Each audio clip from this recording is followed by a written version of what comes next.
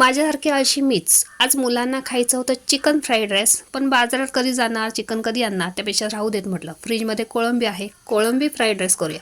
मग काय, फ्रीजमधून कोळंबी काढली, त्याच्यामध्ये मीठ टाकलं, चिली सॉस, सोया सॉस टाकला, छान मिक्स करून 10 मिनटं बाजूला ठेवलं.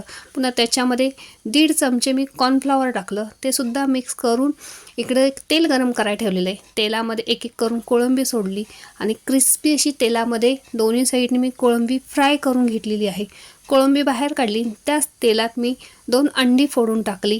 छान त्या अंड्याची मी बुर्जी करून घेतलेली आहे. दुसरी कढई ठेवली, त्याच्यामध्ये तेल टाकलं, आलं लसूण पेस्ट टाकला, कांदा टाकला, गाजर, टमॅटो, शिमला मिरची टाकून छान फ्राय करून घेतलं. पुन्हा त्याच्यात मीठ टाकलं, चिली सॉस, सोया सॉस टाकून घेतला, छान मिक्स केलं.